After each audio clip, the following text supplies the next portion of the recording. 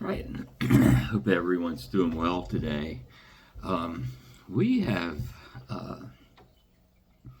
we're discussing chapter 8 on Deviance this week. So, we're like halfway through this class, and so this chapter, well, it's probably my favorite. It is my favorite, right? I'm a sociologist, but I might have told you that I'm also a criminologist, right? And I guess I can tell you a little bit about that and how I became a criminologist. I was not really interested in crime and deviance when I was an undergrad. I was not that interested in it most of the time that I was getting my master's degree at University of South Alabama. But there was one political scientist that had his office down with the rest of the sociologists. And the only reason is because they just didn't have room for him in political science. And I got to know him, and he eventually hired me to be a research assistant. And he was doing research on juvenile delinquents under the care of the Department of Youth Services of Alabama, right? And what we were looking at, trying to figure out, is recidivism rates, right? So kids who have gotten in trouble and they've been taken from their household and they've been put in some type of juvenile treatment center, Mount Megs, if you know about that facility. Sometimes group homes and stuff. And we would track them for 2 years and see if they got rearrested, right? If they did, that's obviously a failure, right? You might think a failure of the kid, but probably a failure of the Department of Youth Service as well, right? And we would try to figure out, why some people get rearrested and other people don't, right? And so desistance, some people, once they start committing acts of juvenile delinquency, they will stop in a very short time, right? Others will persist. The persistence of that behavior or the desistance of that behavior, the stopping. That's really what we were interested in, right? And like a lot of things, you think it's just gonna be a job or something like that, and you make a little bit of money, and it'll get you through school, and pay for your tuition, and put a little money in your pocket, help you pay rent and stuff like that. But I just became fascinated with it, really obsessed with it, right? And I would go to Mount Megs where they kept all these files, and I would make copies of all these files, and I would look through them, and some of these files are like huge, that thick, right? And it had all sorts of interesting information, right? Like had they ever been abused? Had they ever been to counseling? Had they ever had a mental health diagnosis? What was their family background? Like, did they live in poverty? What kind of neighborhood did they live in, right? And pretty much all of those things predict to some extent whether someone's going to reoffend or not, right? Some of them are more powerful predictors than others, right? And it was kind of our job to tease out, what mattered, what didn't matter, what mattered a lot, what mattered a lot less, right?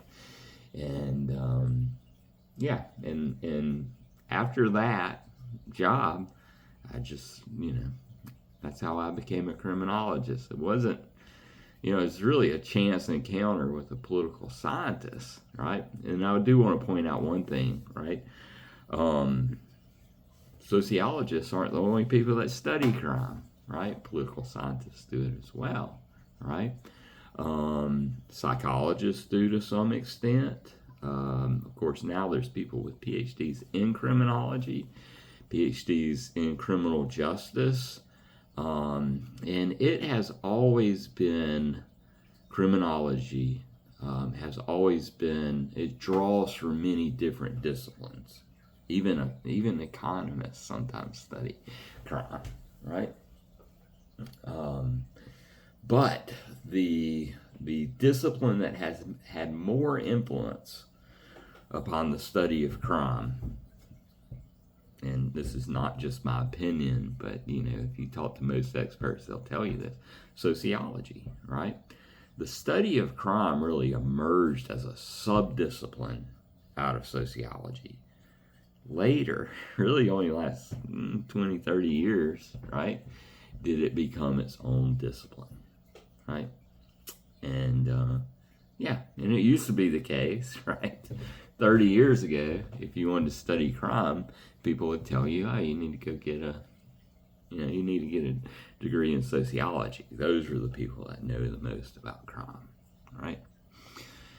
And let's kind of segue into some of the ideas that are in chapter 1, because they're related to just what I was talking about, right?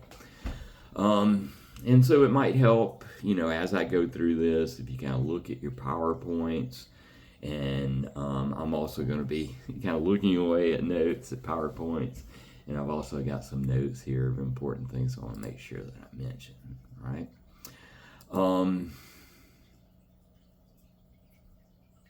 Where to start? Well, I guess what I was talking about, like other disciplines, they have something to offer the study of crime, but it's really sociology that has most of the answers, right? And there's a conversation early in this chapter where it talks about, what do biologists have to offer? There are some biologists that study crime, right? There are people that study the influence of hormones, testosterone, neurotransmitters, serotonin. There have been people in the past that have argued, I don't think successfully, there's certain genes that predispose people, certain biological features. There was even a fellow named Cesar Lombroso that thought you could look at the features of someone, right? Their face, their body, the bumps upon their skulls and stuff like that, and could predict whether they're right. Most of that stuff has been disproven, just thoroughly debunked, right? And, there are psychologists also that study crime, right? And for the most part, psychologists look at these kind of stable, inherent characteristics, like, I don't know, if you have a personality disorder, like antisocial personality disorder, how that might predispose you to commit crime. Or other diagnoses, ADD, defiant disorder among juvenile delinquents, personality disorders like borderline personality disorder, maybe some personality characteristics might predispose you, right? Those are all individual stable characteristics, right? And I really don't think they offer much to the study of crime either, right? This is one of the reasons why at our university, right, we have sociologists like myself and also Dr. Lowry that teach criminology courses, that teach beginning next year criminal justice courses, right?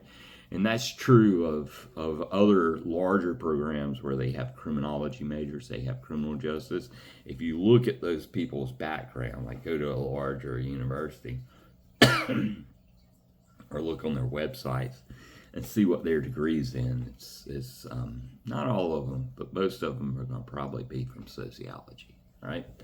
So the study of crime is really rooted in this sociological perspective, right? And those other disciplines, they might have a little bit to say, but they're not going to be able to fully explain this to the same extent. And the main reason why is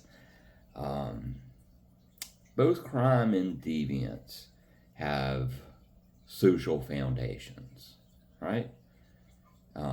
They're social in nature. Crime is a social construction. Deviance is a social construction. And you might have already picked up that, like, a lot of times when I talk about deviance, I say deviance in crime or crime in deviance. They're not exactly the same thing, but oftentimes we kind of speak of them in the same breath. We treat them as if they're quite similar, right? And maybe that's a good place for me to start with some of these definitions, right? What is deviance? Let me talk about that, right? And I'm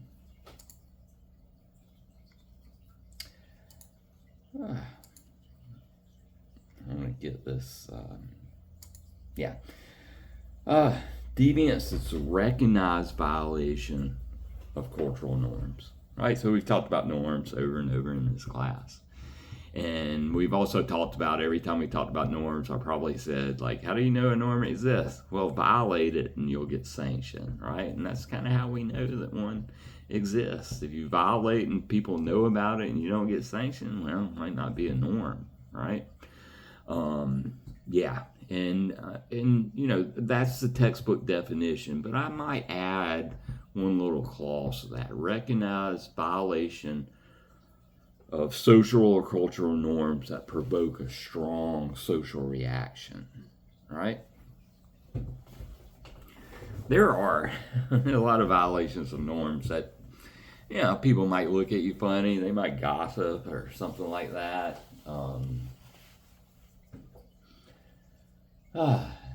You don't shake people's hands correctly, right? Firm handshake, look someone in the eye and stuff like that.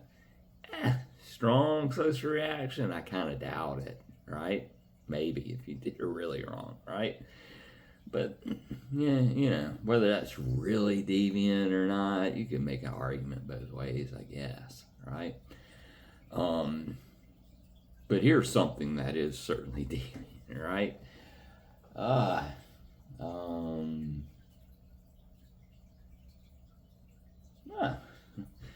You take someone's property from them, right?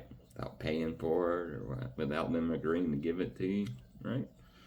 Yeah, that's deviant, right? People will sanction you for that, right? They might hit you or something like that, or cuss you or something like that. Those are sanctions. Another possibility, though, is that they might pick up the phone and call the police, and the police will come and have you arrested, right? And then after that, you might have your day in court, or you might plead guilty if you're really guilty, right?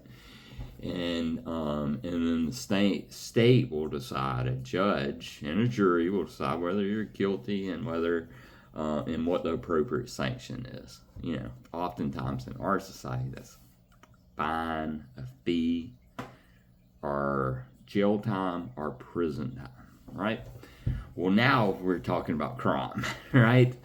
And most things that are criminal are also deviant, right? But not everything, right? And that can kind of, you know, get interesting to tease those things out, right? But most things, certainly rape, murder, theft, arson, you know, all the serious crimes, those are also deviant, right? Yeah, not everything that's deviant is criminal, right? Yeah, I mean, I guess you can go around and, you know, be rude and, I don't know, cuss people out, insult them and stuff like that. You technically have not violated the law. Although someone might arrest you and charge you with something like disturbing the peace or something like that. But there's a lot of stuff that's just deviant, you know. I'm trying to think of some examples of things that we would certainly agree. Oh boy.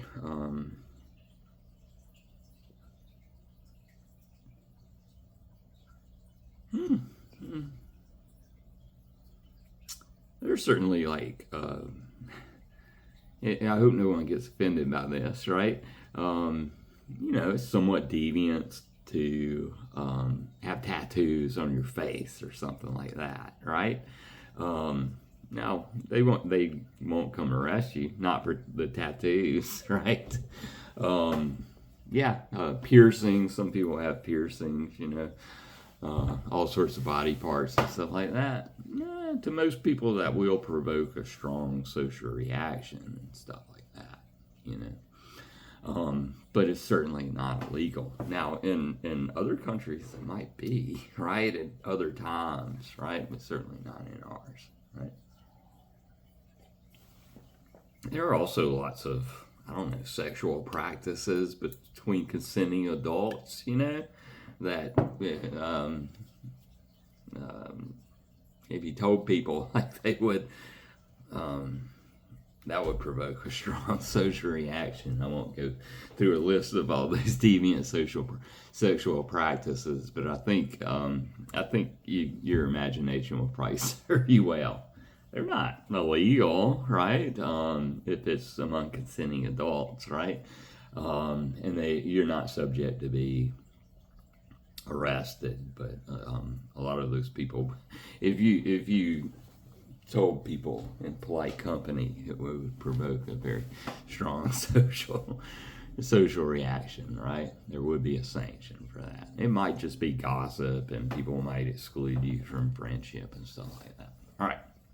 Let me get back to what I was talking about, the social foundations. And this is really why sociology, right? Because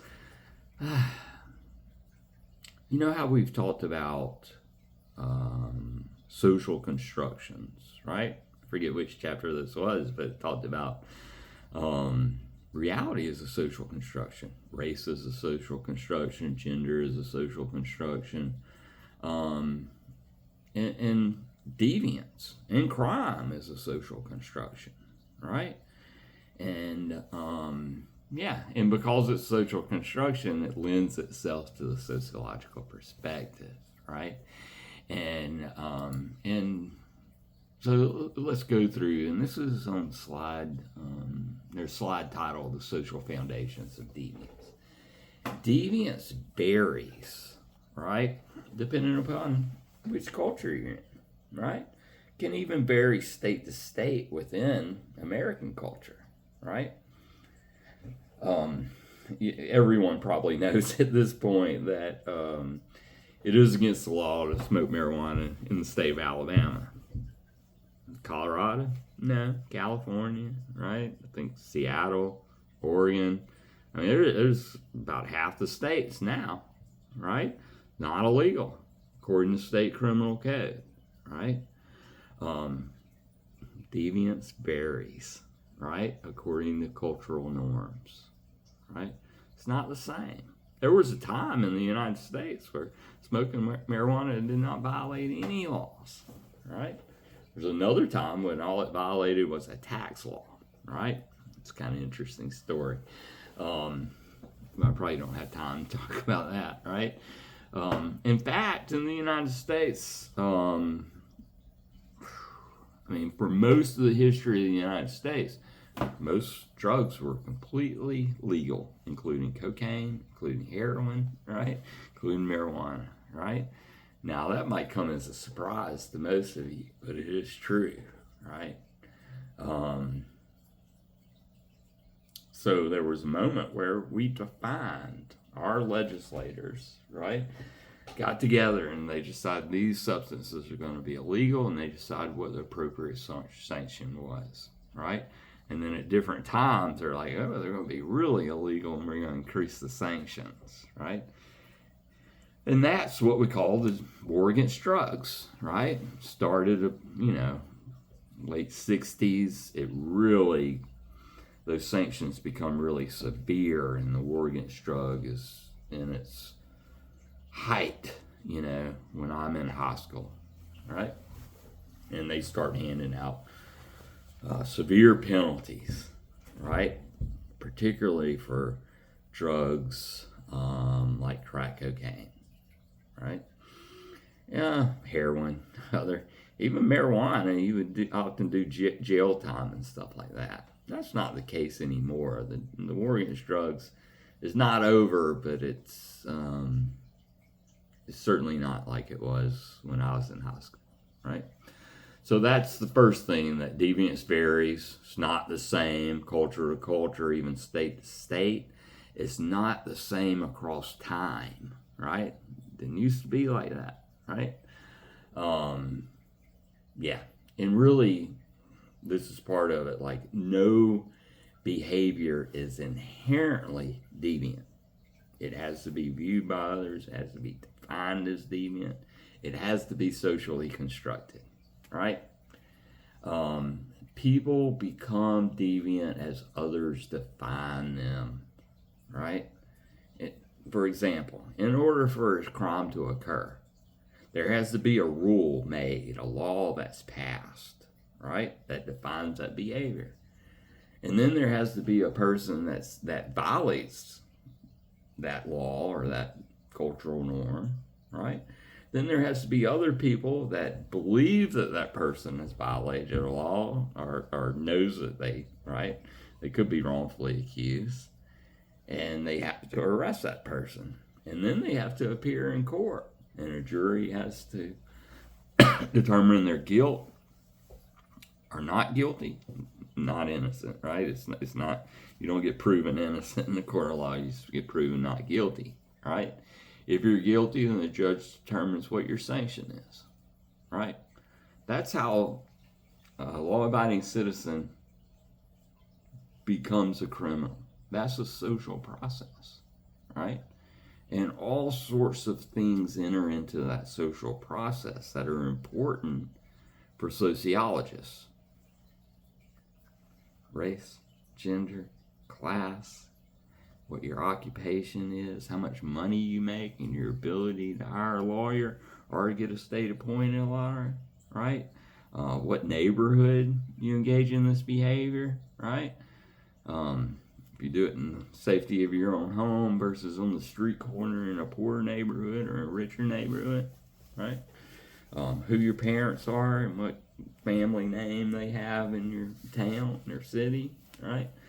All those things factor into, whether that label of a criminal can be successfully attached to someone or it doesn't, and they resist that label and they're, not arrested, or if they're arrested, they're not found guilty, or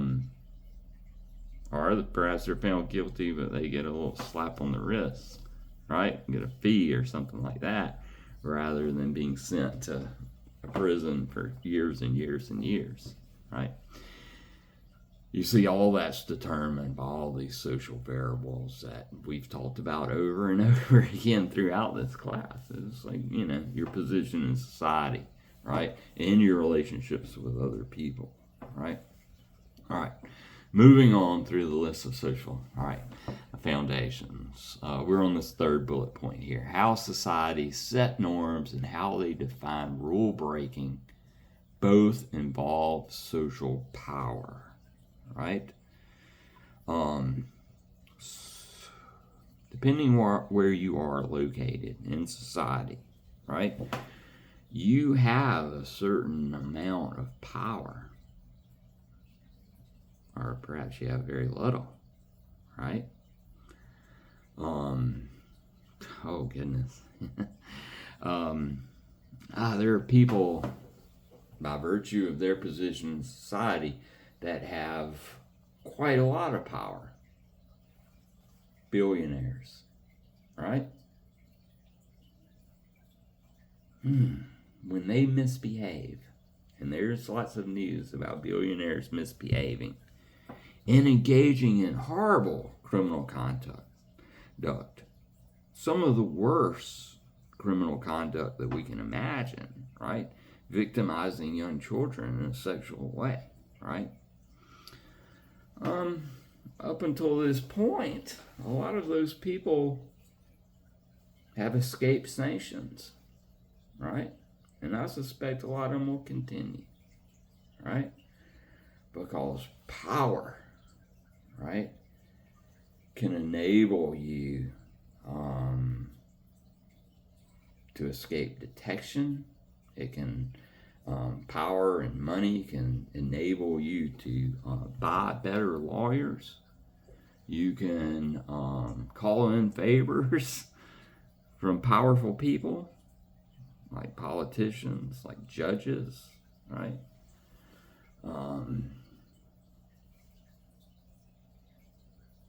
And if you don't believe that, you need to start paying attention, right? And if you don't have power, if you don't have money, resources, relationships with power people, well, you're going to receive a very different outcome in our criminal justice system, aren't you? Right? And I think most of us kind of intuitively know that, and we've seen enough about how the criminal justice system works, right? The opposite of that, which is like everyone is equal in front of the eyes of the law, right? Do you believe that? I certainly don't. As much as I've studied the criminal justice system, I cannot believe the myth that everyone is equal in front of the eyes of the law. I can't believe that, the law is blind, right? It's the image of Lady Justice where she's blindfolded and she can't, imagine if that was true. And she, the criminal justice didn't see race, it didn't see class, it didn't see gender. It didn't recognize that some last names, are prominent and some are not, right? That'd be a very different criminal justice system than we have, wouldn't it? Right? Yeah. It is not the case that our criminal justice system is blind to race, gender, and class, right? Now we can, disagree on how much those things matter, right? But they certainly do matter, right? Yeah.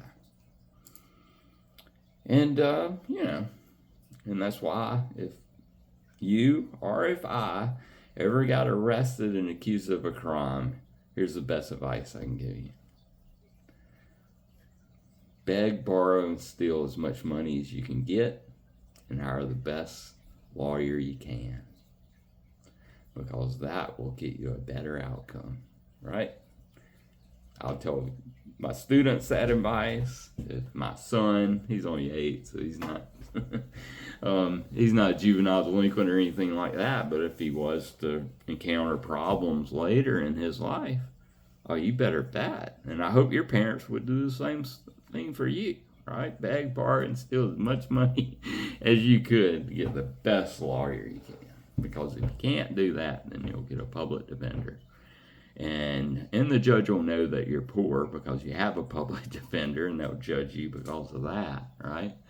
And, there's a million other ways, Public defenders are brilliant, right?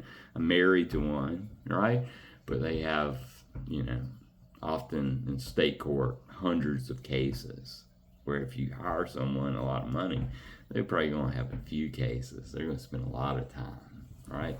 Or if you have 100 cases, you can only spend so much time on each one, right? All right. And this is why wealthy and powerful people, when they're accused of crime, they get the best lawyer, right? And some lawyers are have great reputations, and they can charge a lot of money because of that, right? And they can get better outcomes for their clients. All right. That is the social foundations of deviance, right? Deviance varies across cultures, across time, across geographical space. People become deviant as others see them, right? There has to be someone that define a behavior as criminal, be a police officer that says, oh, I think you did that, right? And they have to arrest you, and they have to bring you, to jail, and you might make mine, you might not if you're poor, and then you'll appear before a judge and a jury. That is a very social process, right? I mean, this can't be more social than a group of people deciding, right? And, that's how our system works, right? And all of this, power is involved, resources are involved, right? If you have money, you can buy more justice. You can escape detection, right? You can escape sanctions, right? Poor people are going to get far worse outcomes in our criminal justice system than rich people, right? Yeah, that's the effect of class. And there's also race and gender differences as well, right? All right, moving on to some ideas by Emil Durkheim. Durkheim, we've learned about before, like his book on suicide, focus on unity, solidarity, cohesion, and stuff like that. And he's certainly a sociologist, no doubt about it, kind of one of the most important founding fathers of sociology, right? But he also is one of the most important criminologists, right? And so he's brought up repeatedly in this chapter, right? And he argues, remember, he's a structural functionalist, right? And one of the things that structural functionalists always tend to do is they try to identify these things that are cultural universals. Deviance is a cultural universal. It exists in every culture, past and present, all across the globe, right? Every culture has some idea of deviance, right? And so that when they identify these cultural universals, they then assume that it must serve some vital function. So Emil Durkheim listed the functions of deviance, right? And here's what they are. This is under Durkheim's basic insight. This slide. Deviance affirms cultural values and norms, right? It tells you what's important about society. We have theft laws that tells you that personal property matters, right? Yeah. You would expect that in a capitalist country like ours, wouldn't you? Right? Responding to deviance clarifies moral boundaries. You would have a difficult life if you had to find out what was legal and what was illegal by trial and error, right? You get punished a lot, right? But what people do is they just watch other people, right? And, that clarifies moral boundaries, as Durkheim says it, right? I often liken this to, do you remember when you're in high school and you get a substitute teacher and you've never had that substitute teacher before in your life, right? And, I've taught the students for the years, and this hasn't changed much since I was, an elementary kid in late 70s, early 80s, right? So what happens is usually it's boys, usually it's a few boys in the back of the room. They start testing, right? They start intentionally violating moral boundaries, right? Talking, throwing paper balls, spitballs, it's just disturbing the class in all sorts of ways. Can I go to the bathroom? And another one, can I go to the bathroom and stuff?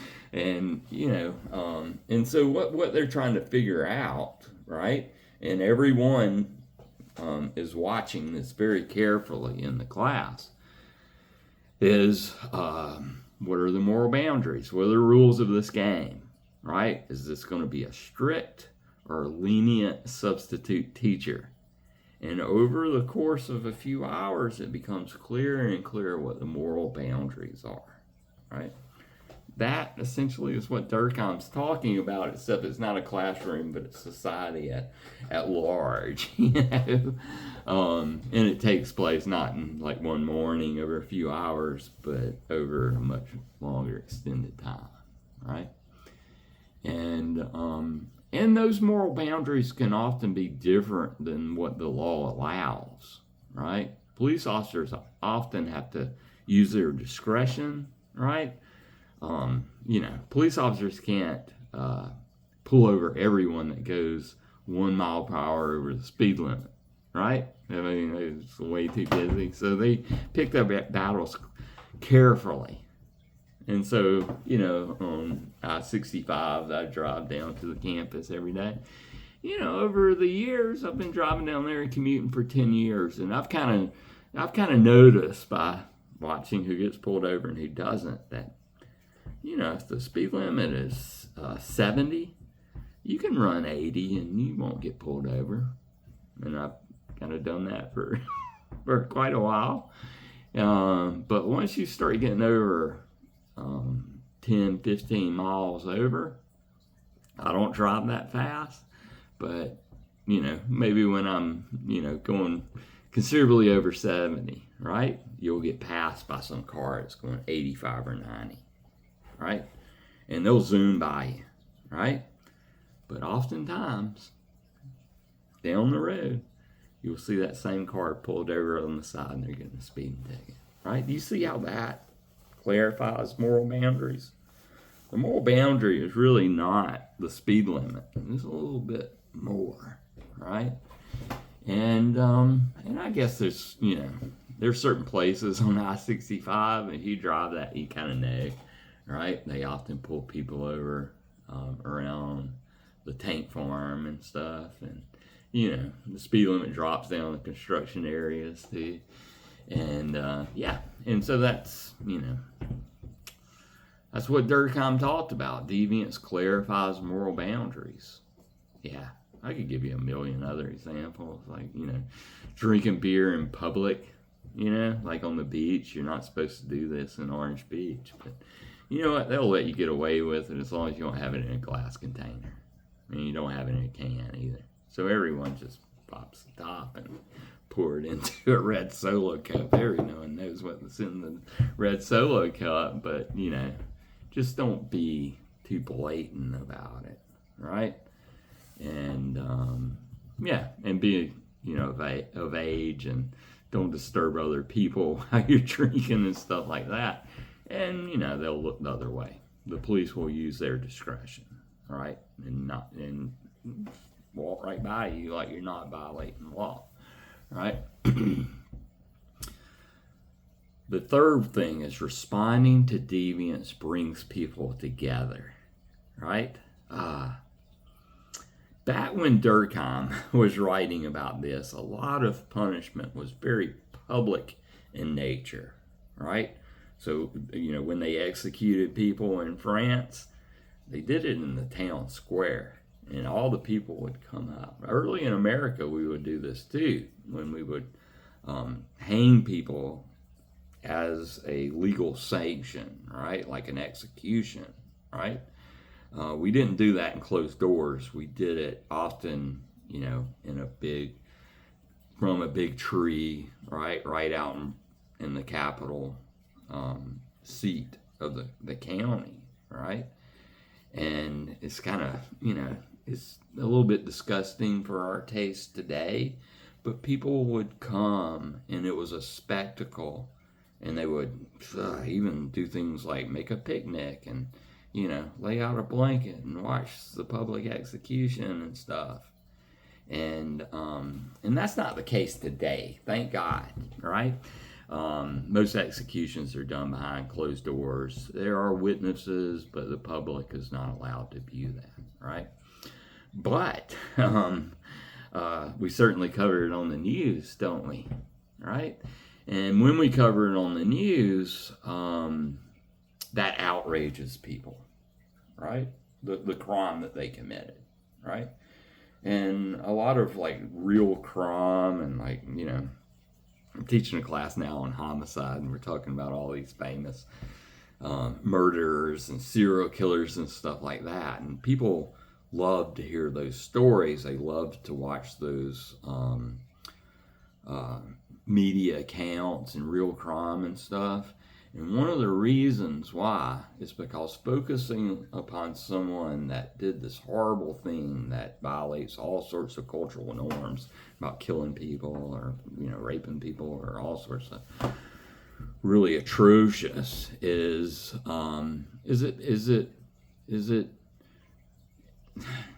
it brings people together, It's by saying this is the enemy. This is, everything that's wrong with society is this person. They're everything that we're not. And that makes us feel, the law-abiding citizens, the good people of society, feel like they're one in unity, solidarity, and cohesion, which is the main focus of everything for Durkheim, right? Yeah, that's the same reason, people love to hear these stories about Syracuse. That's the same reason, they have, the media loves these stories. It's the same reason, really, that people used to show up to public executions and stuff like that 100, 200 years ago, right? The final of these functions of deviance. And this is a little bit trickier and maybe hard to wrap your head around at first, is that deviance encourages social change, right? Let me give you some examples of this, right?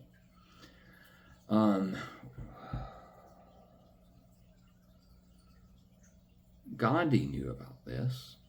Martin Luther King knew about this, right? And so what they would do is they would violate unjust laws, right? I don't know how much you know about Gandhi, but like there was a law when India was under colonial rule that you cannot make your own salt, right? It's like, because they wanted you to buy salt from their merchants, and they wanted to tax that. They wanted to exploit the people and stuff. And salt was really important back then. It's kind of how you kept your food from rotting before refrigeration. So it was pretty important. Well, salt's easy to make, especially when you're near the sea, right? You just take some water and you put it in a big bowl or basin, and you let the sun evaporate, and then you're left with salt crystals, right? But that act was against the law. And Gandhi thought that law, in all the colonial rule, was unjust. And here's how you demonstrate that a law is unjust. You violate it, and when people see you punished for it, right? When soldiers and police come and beat you for making your own salt, like that doesn't seem right, right? Now, Martin Luther King learned some very powerful lessons, right? From Gandhi. Really learned all his strategy and techniques and stuff for the civil rights movement. They learned from Gandhi, except they applied it to race rather than colonialism and stuff like that, although there's more similarities and differences in a lot of ways, right? So there were a number of unjust laws in the South, right? And these were Jim Crow laws. There were laws that you could not sit down at Woolworth's diner and have a meal if you were a black. That you had to use a separate bathroom, right? That you had to sit in the back of the bus, right? That you could not vote, you could not register to vote. And what did Martin Luther King do? Very strategically and without using violence, violated all of these unjust laws. And what happened to them when they violated these laws? They were arrested, they were beat, they were put in, Martin Luther King was in Birmingham jail and wrote a letter from Birmingham jail, right? Just right down the road, right? And by having cameras there, right? When they went to register in Selma,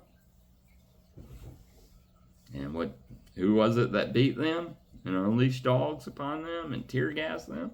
Well, it was state troopers. It was police. They rounded them up, they arrested them, they treated them like criminals. But remember, they believed, and a lot of other people, that witness those, crimes, right?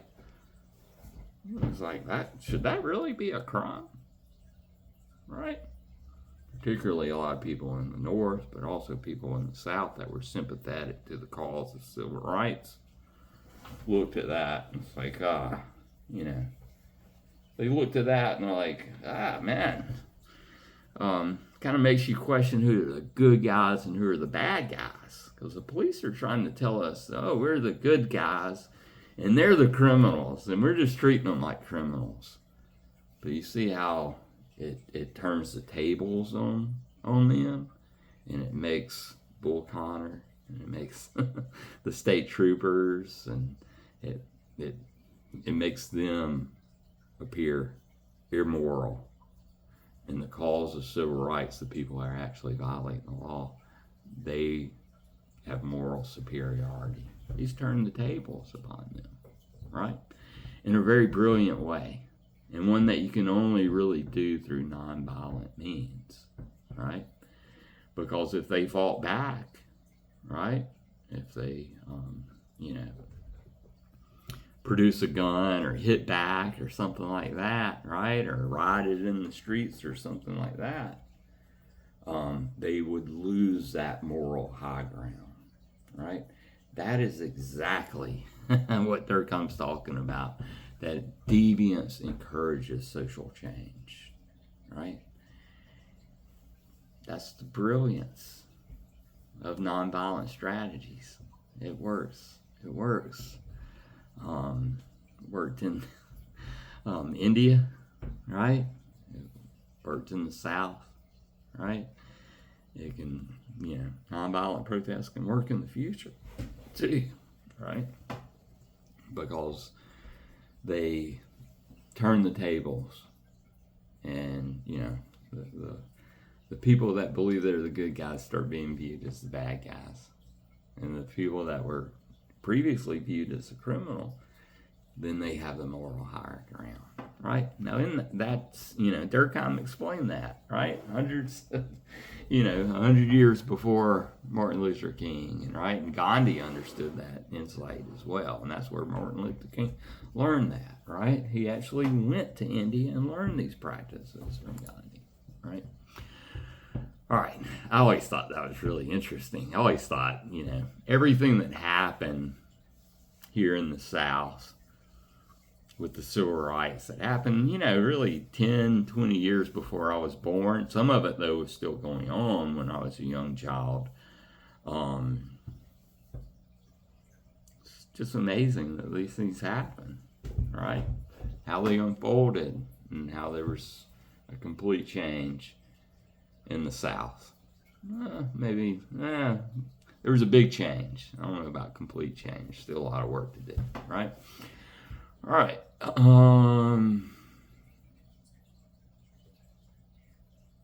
So that's Durkheim's work. That is how structural functionalists view deviance. And so let me introduce you to another idea that's done by another structural functionalist, right? And this is the work of Robert Merton's, right? This is one of the more important theories, right? And here's how it works, right? Robert Merton was he's a follower. He's heavily influenced by Durkheim, right? And he says that there's two important things about every society. There are the things that people want, the goals, and there are the means to achieve them, right? And in our society, in American culture, most of the goals that we have are material in nature. We want money, cars, houses, right? And nice ones too, right? And some people have access to the means to achieve those, and other people don't have the same access, right? And so those that don't have equal access, and he's writing this back in 1938, right? Prior to that civil rights movement, right? Prior to the integration of schools, prior to black people being able to go to University of Alabama, certainly Harvard, Yale, all these places. Prior to black people being able to attend Montevallo as well, right? And it wasn't just colleges that were segregated; it was also K through 12 that was segregated, and they were never equal in quality at all, right? All right. And those are the means of achieving material wealth, right? They're the legitimate means, I should say, right? And most of us, the reason why we're in college, or you're in college, or I was in college, is because we were told if you want to be successful, if you want wealth, if you want a house and nice things and stuff like that, and clothes and designer clothes and stuff like that, you study hard, you go to school, right? Get into a good college, you do well there, keep your GPA up, right? Get you a college degree, then you're going to get an entry-level job, right, for people with college degrees, and you're not going to make, $100,000, $200,000, probably won't in your first job. But if you kind of work your way up through the corporate ladder, hopefully, right? And this is the idea of the American dream.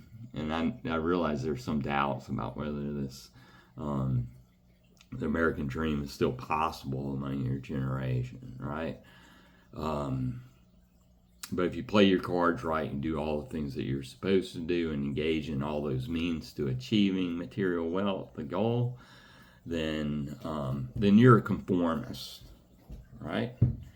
And but not everyone, particularly black people, particularly poor people, to some extent women, right? It's not real common for them to go to college in 1938, right, as it is today. And it's not really common for them to get high-paying jobs, right? This is prior to the feminist movement and stuff like that. They could get jobs as secretaries and things of that sort, but probably not medical doctors, probably not lawyers and things like that, right? Those occupations were not really open to females in 1938 the same way they are now, right? And so those people who are blocked from achieving material success, the American dream, right? They could just say, well, I don't want those things. Or if they're females, they can marry someone, and that could be a means of achieving those things, right? But they could also decide, I want those things, and I'm going to go through different means of achieving them, right? I want those things. I want nice things. I want money, right? And I want nice possessions, cars, and all that stuff. And here's how I'm going to achieve it because I'm blocked. I'll just steal it. I'll just take it from other people. That's the adaptation of innovation, right? And that's the most important criminal adaptation, right? So what Merton has argued, right, kind of summarize this is if there are a large number of people, right, particularly in 1938, that live in poor neighborhoods, that live in minority neighborhoods, and they do not have equal opportunity or means of achieving the American dream, they will often keep that goal. They will still want those things, but they will use illegitimate means to obtain them. They will steal. They will sometimes sell drugs. They will engage in prostitution and pimping and things of that sort. They will engage in illegal gambling operations, selling bootleg liquor and all the kind of stuff that people do to get money, right? And Merton actually believed that that was why the United States, compared to a lot of other countries, has very high crime rates. And that's still true today, right? Now, there's some other adaptations that he talked about, but it's really conformity and innovation that are most important. I can talk about the other ones, ritualism, retreatism, and rebellion. Ritualism is when you say, I don't want the material wealth, right? But I'm going to go through the means to achieve it. He gives the example of a janitor, someone that shows up to work every day, works really hard, conscientious worker. But, if you do your job as a janitor, you're not going to, eventually become the CEO or something like that, right? That's a kind of dead-end job, right? Merton argues that that person's kind of a sucker. No, he's not, you know. He's not as bad as the person that steals and stuff like that, right? Or sells drugs, but Merton considers him a deviant, right? Not as deviant as the other ones. I'll certainly agree with that, right? Retreatism is those people that decide, I don't want material wealth, right? And I don't want to seek the means, you know, go to school, study hard, work your way up the corporate ladder, right? And so these are people, Merton talked about drug addicts and alcoholics, not functioning ones, right? But the people that kind of live under bridges and go to soup kitchens and homeless people and stuff. And their goal of life becomes the next fix or the next drink, right? And they'll use any means to get that next fix, right? Yeah, so that includes drug addicts, not drug sellers. Remember, that was innovation, right? Yeah, and there are other people, you know, that drop out of society, and you know, I've known people over the years that have become homeless, and it's not because they're alcoholics or drug addicts. In fact, they're completely sober, but they just don't want to participate in the rat race, and they don't want a house, right? And all the troubles that come with it, right? And it's not the life for me, right? But I can kind of understand how they feel, right? Once you own a house, you might understand that too, because it's a big hassle to keep a house and expensive and stuff like that.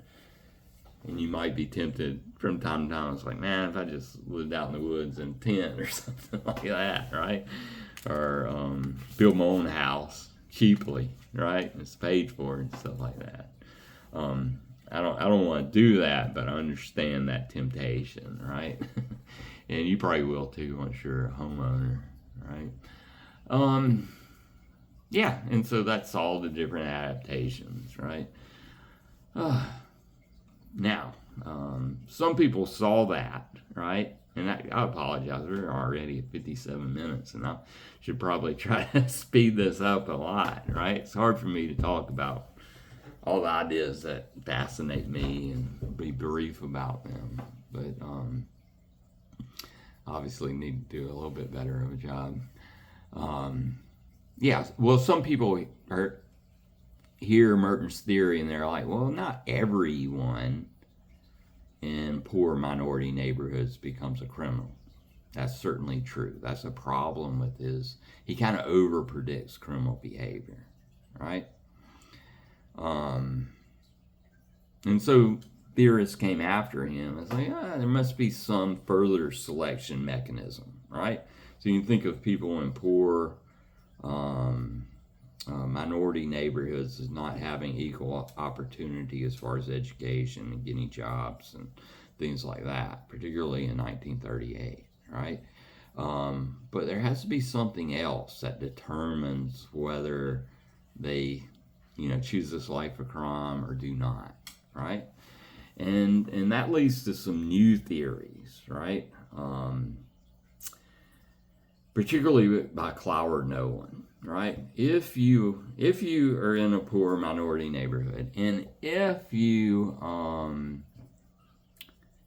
have relationships or come into contact with people that are already engaged in criminal subcultures, like gangs or the mafia or something like that, that becomes that further selection mechanism that determines, you know, you go from a group of people that are kind of prone to crime, right? Or at least it's more likely that they become a crime.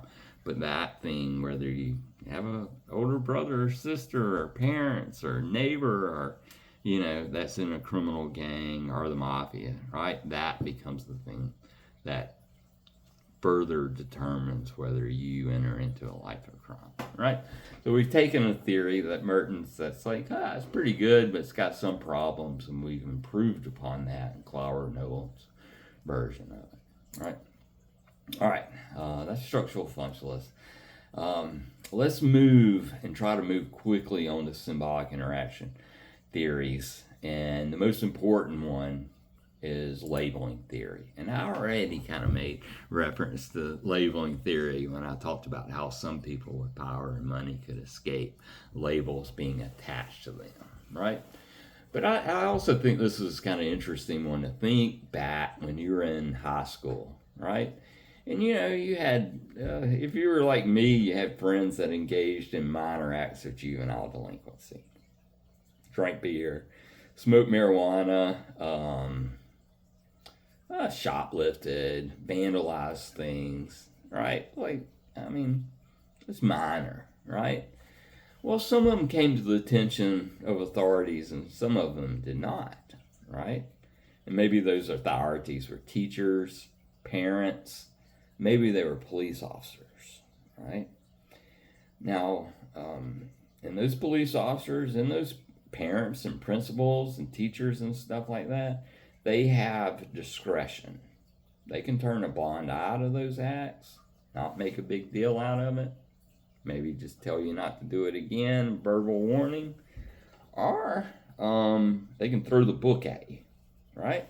And if a police officer decides to throw the book at you, what that means is they're going to arrest you. They're going to tell you put your hands behind your back, right? They're going to put you in the police car. They're going to drive you down to the precinct. They're going to take your fingerprints, right? They're going to take your mugshot, right? That's a ritual. That's what they call a decertification ritual, right?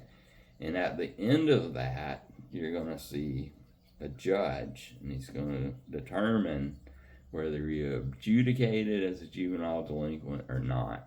We don't say guilty as a juvenile. We say adjudicated, right? And that's really important because it has the potential to change your public identity, how other people think about you, and it has the potential to change how you think about you, right? So you might say, I guess I am a juvenile delinquent, and you might start acting in ways that are consistent with that label. And other people, they hear about this, they will believe you're a juvenile. You have moved from not just a person that is engaged in juvenile delinquency to a person that is a status, right, of a juvenile delinquent, right? And that change in your self-identity and that change in your public identity, how you view yourself, how others view you, very important, right? Because other people, and if you remember this happening when you're in, I don't know how it unfolded with you, right? Luckily, I was able to escape that label being applied to me, right? And all sorts of things can come into this, like skin color, family name, money, how you dress or don't dress, right? Kind of car you drive, what neighborhood you live in, right?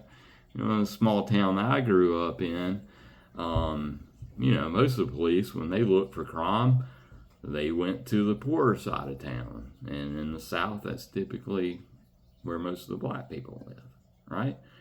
And they rarely came to my neighborhood, right? And they didn't routinely patrol my neighborhood. The only time they ever came to my neighborhood is when someone invited them there. When someone picked up the phone and said, we'd like for you to come to this neighborhood, right? But they, on the other side of town, they didn't care whether they're invited or not. That's where they looked for crime, right? You can see how race and class and also, who your parents are, what your last name is and stuff like that. Can enter into how well you are able to escape that label being applied, or how easy it is to attach that label to you, right? Yeah, that's labeling theory, right? And it argues that, like, oh yeah, lots of people engaged in delinquent behavior when they're 13, 16, 17. But for some people, that's just like something they do when they're a teenager and they grow out of it. But for other people, it becomes the beginning of a life of crime. And what determines that, according to labeling theorists, is whether that label's successfully attached upon you. If you're punished, by virtue of being punished formally through the criminal justice system, that's the label being successfully applied, and the person is unable to resist that, right? And that takes kind of sporadic delinquency limited to a few years during adolescence, and it makes it more likely, it makes it persistent across someone's life, right? That's labeling theory. Does that explain some of the things that you saw when you were growing up in reference to delinquency, and who got arrested, who didn't get arrested, who was able to escape that? And, so like, oh yeah, he did something bad, but he's not really a criminal. He's not really a delinquent, right? We need to, go easy on him. Comes from a good family or something like that, right? When I learned about this theory, I was like, oh wow, that certainly explained a lot of what I saw, right? And how, they crack down on certain people, but other people, they turn a blind eye, right? And yeah, that's labeling theory. I really like that theory. I always have, right? There's also discussion in here about medicalization of deviance, and this comes from symbolic interactionism, right?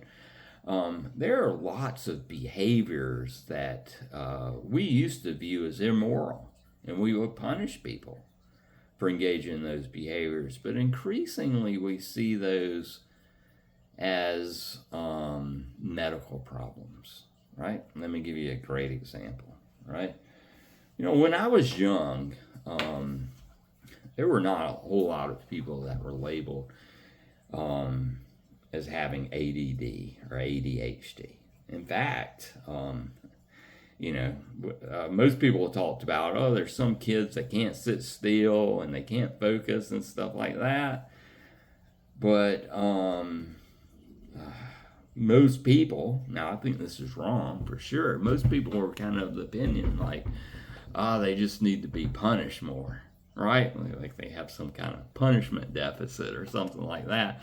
And you just hit them more or, yelled at them more or something like that, right? But increasingly we came to realize, and some of this through some research is right, there are some kids that their brains do not work like others. And it makes their attention span short. It often makes them more impulsive. It makes them restless, so they can't sit in a chair all day like when they're at school, right? And so those exact same symptoms that we used to think deserved punishment increasingly are viewed as a medical problem. And now they don't deserve punishment, but they deserve treatment, right? And we're much more sympathetic, and we should be, to people whose brains work this way. It's not an active choice that they made. We don't typically punish for people. We shouldn't punish people, I'll say that. Sometimes we do, for things that they can't control, right? That's the medicalization of impulsivity, restlessness, right? Short attention span. Used to not. 100 years ago, there was no such thing as ADD, ADHD. But now there certainly is. That's deviance becoming medicalized, right? And that's happened with a number of other things, right? There are people that argue that, like, alcoholism, drug addiction, right, is we shouldn't treat it as a moral failing. We shouldn't punish people that are drug addicts and alcoholics. Instead, we should treat them, and we should do that in treatment centers, right? They should not be subjected to punishment. See how that's the medicalization of substance abuse, right? I mean, these are substance abuse disorder is a diagnosis, right? Well, it used to believe there's just, some people just drink more and they should stop doing that. And we'll punish them and make sure they make the right choices in the future. And some people still believe that. Some people still believe that about ADD too, right? But increasingly more and more people are like, man, it doesn't do any good to punish people for these things. And we would be wise if we stopped punishing them, inflicting cruelty upon them, and we just treat them. Right? Yeah, that's medicalization of deviance. And that's a process that's still unfolding and will continue to unfold, particularly for drug addiction. And there's other people like, oh, no, it's not a medical problem. We just need to punish them. Kind of like there's those people with ADD. It's not, we just need to, the things that people say. It's like, oh, my kid, I just hit them harder and yell at them more. And, they'd stop acting like that. I hope those people never have a kid that has attention deficit disorder, because they're going to grow really frustrated really quickly as they inflict cruelty upon their kid, and it has no effect at all, right? But if they were, to treat them and get medical treatment, medication, and stuff like that, that would be much more effective. Same can be said with drug addiction, right? And so whether we believe something is a personal moral failing, or we believe that it is a medical or biological problem that should be treated, not punishment, that makes a world of difference, right? It makes a world of difference in how we react to these people, whether we inflict cruelty upon them or we treat them and try to improve their lives, right? Now, I would argue, and I've already kind of, told you my experiences with the war against drugs in the 80s and stuff like that, right? We punished drug addicts very severely back in the 80s. And if it's, just personal moral failing, shouldn't all those people said, oh man, I got a 10-year sentence for this, I'm going to stop. And that's why the drug war was a huge failure, is because it saw these substance abuse as personal moral failings when there are all these biological processes involved, right? And now that's why when you get, if someone gets arrested for drugs, they're not likely to get a long prison sentence. Instead, they're likely to go to drug court, and in that drug court, they will receive treatment, right? And that is a much gentler and a much more effective and a lot more less expensive than putting them in prisons. And is also kind of, if you are that individual, it's a lot less cruel and unpleasant for you, right? And I think it's much more effective as well. And the research shows that it's much more effective, right?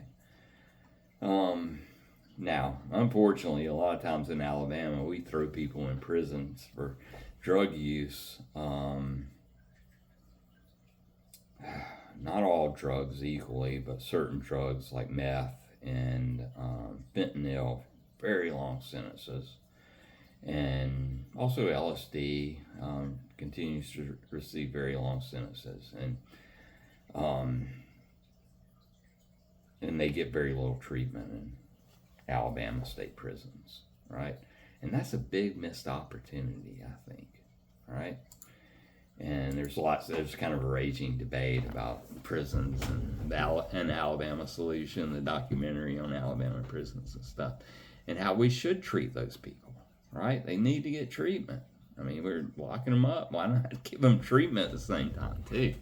I would argue they don't really need to go to prison. They need to go to treatment centers. Treatment should happen in a treatment center. Treatment should not happen in prison, right? All right. That's enough about that. Yeah. Now, the next thing that I'm going to talk about is conflict theory, right? So we kind of talked about structural functionalists. Now we're talking about symbolic interactions, labeling, medicalization, and now I'm going to kind of switch to talking about conflict theory. Although I have mentioned this numerous times, I've talked about race, I've talked about gender, and I've talked about class and how that affects how the criminal justice system responds, right? And even Durkheim's structural functionalist theory, it said power, social power, right, has a lot to do with this, right?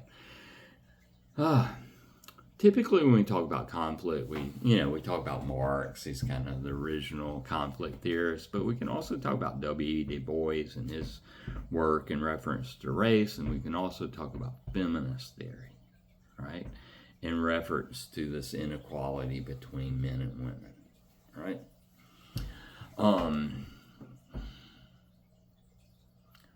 So conflict, you'll remember, always focuses upon inequality, depending on whether it's race conflict or class conflict or gender conflict or feminism. Is the type of inequality changes, right? And there are some theories that combine all those, right? Race, gender, and class into one conflict theory, right? Call that intersectionality, right? So talk a little bit about Spitzer, and then I'm going to try to wrap this up, right? Spitzer is one of these class conflict theorists, right? And who becomes defined as a criminal? Anyone who interferes with capitalism, right? The buying and selling of labor and goods, the ability for the bourgeoisie to exploit the proletariat, right? Anyone that interferes with that are very likely to be defined as criminal, right?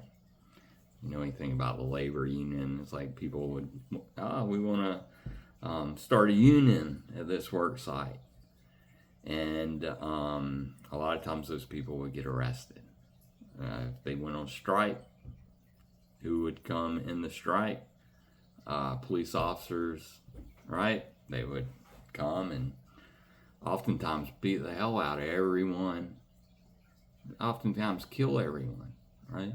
Now, if you don't know about the labor movement, look at United Mine Workers and what happened around Birmingham and coal mines, but also look at some places like West Virginia, where many people, it's like battles and wars were fought over the right to unionize, right?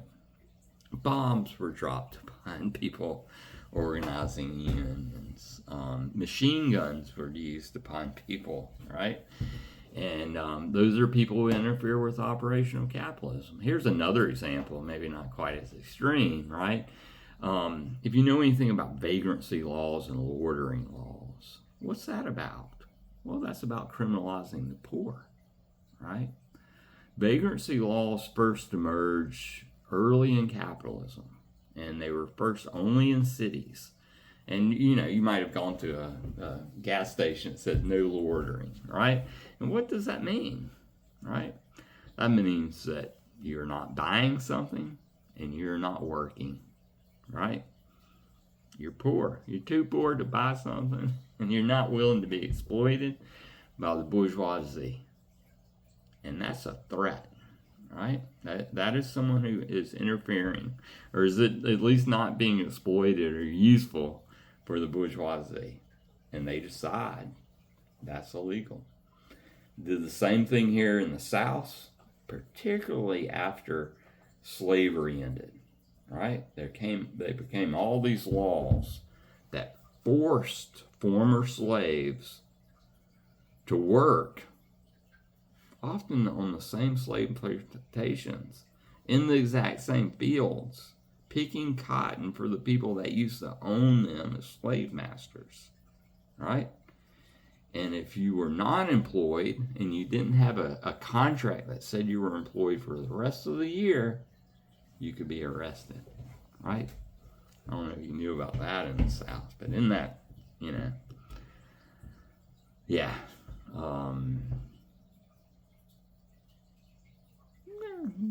to some extent, this, people who are unemployed are more likely to get arrested for things, I don't know, give you an example. Like, I got pulled over for speeding the other day, not on I-65, but as I went through Alabaster and I wasn't paying attention. I was going a little bit too fast in the school zone, right? Shouldn't have been doing it, right? It wasn't intentional, right? Police officer pulls me over. He looks at me in the clothes that I'm wearing and probably the vehicle I'm driving and stuff like that. And it's also around 5 o'clock. And he's like, you getting off work? It's like, yeah, yes, sir, I am, right? I just got through working. I work at the university in Monte Valley, right? And I could tell, he wasn't giving me mean looks and stuff like that, right? I've gotten mean looks when I was younger, right? I was like, he's like, I'm going to write your warning. I really think he gave me a break because I was coming home from work. That I do work, right? And, maybe he judged my class position a little bit on, the value of my truck that I drive and the clothes. I like to wear a collar when I'm at work and stuff like that. And look like a professional and stuff like that. And there are benefits to that. One of the benefits is police treat you differently, right? I didn't always dress like this, right? And the police didn't always treat me like that either, right? Yeah. People who cannot or will not work, right? Much more likely to be defined as criminal, right? People who resist authority, even in that interaction with that police officer. Yes, sir. No, sir. Sorry that I was speeding. I didn't realize I was going that fast. Actually said I should know better, right? He asked me what I do for a living. I was like, I'm a criminologist, right? His eyes light up. He's like, oh, really? Really? Yeah. I mean, am I enjoying this conversation with the police officer? No, not really. Am I acting like I enjoyed this conversation? You damn right I am, right? I'm not resisting authority, right? And that's, I'm doing that because I know it's going to benefit me, right? Now I could resist authority. When he comes to my window, you roll down the window. What the hell are you pulling me over for? Y'all are always bothering me. I wasn't doing anything wrong. You see, that's resisting authority. And that's not going to go well for me, is it? Right? He would have wrote me a ticket. He would have, probably looked around to see if there's any other thing illegal. He's going to ask me if he can search my vehicle. He's going to wonder, like, why is this guy so mad? Is he hiding something? Right? He's just going to throw the book at me. He's going to give me hell. Right? Yeah. I think it also probably helped me. Like, I'm a professor. I have a certain level of educational attainment that I didn't have earlier in my life when the police would give me hell, They didn't treat me that nice when I was just a college student. Now, they treated me nicer as a college student than they would an unemployed person, right? But I think you're seeing, in that interaction, you're seeing the influence of race, gender, class, right? Maybe other things as well, the police officer looks in my truck and he sees 2 baby seats in the back, right? I have kids' seats. Even though they're 8 and 10, they still sit in these seats and stuff like that. He's like, oh, this is a dad, He's probably not some hardened criminal that's going to pull a gun on me, or, he's probably not hiding a body or anything like that, right? And police officers have to make these decisions every day based upon kind of limited information, right? Now, he also, takes my driver's license and he runs my tag, and, he sees, I've been a good boy for the most part, right? And, and that probably influences the way he treats me and stuff too, right? All those things, right? Probably influence that. If I was poor, if I was a female, if I was a minority, racial or ethnic, probably would have been treated very differently. I know that, right? As a criminologist, I know that, right? Yeah. There's no doubt in my mind that those things enter into this. I know that as I've experienced these things, but I also know it through the research, right? That when people are arrested and it's for the exact same crime, right? Certain people, poor people, minorities, racial or ethnic, when they are arrested and charged with something, they're more likely to be found guilty. When they're found guilty, they're more likely to go to prison. When they go to prison, they're more likely to get a longer prison sentence. Now, there are other things that factor into that, but race, gender, and class certainly matter in the way that our criminal justice system works, right? And there is, of course, the potential for citizen-police interactions to go horribly wrong, right?